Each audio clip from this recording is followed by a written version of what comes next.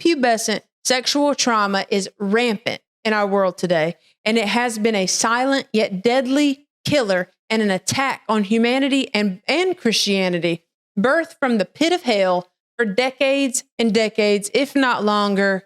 And personally, here today, I am fed up. I am sick of us not talking about the root of this. And so I want to expose it for what it is. Some experiences that children have are nothing more than curiosity regarding anatomy. Some of these curiosities do lead to introductions to pleasure. And then there are others, unfortunately, that we have children who are victims of sexual assault, rape, and incest before they even hit puberty.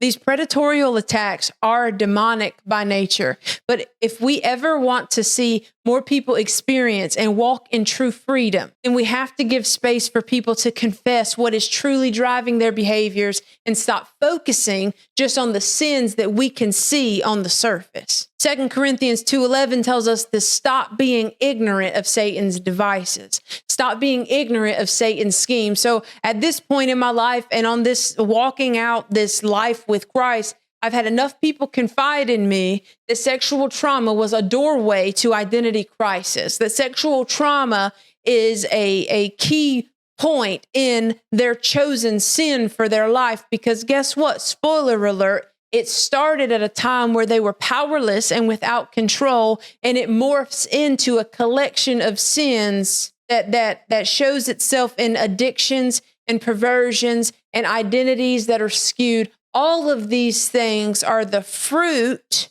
of a different root, and shame is the insulator of all of these things. My premature introduction to my body's sexual function, it was not traumatic in nature. It wasn't.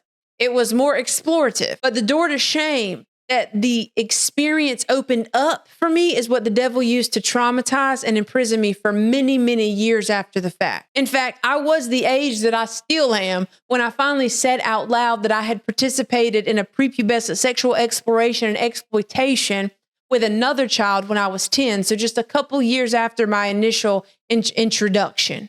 I had shared with a close friend years ago about the onset of pornography at age 8 and the consequent behaviors that followed, but I was too afraid to admit to being responsible for introducing this other kid to the same behaviors that I was introduced to. Our human condition, attempting self-preservation, we tend to tell on ourselves last. We try to avoid responsibility for anything that we do that could be deemed bad, but we want credit for anything that can be perceived as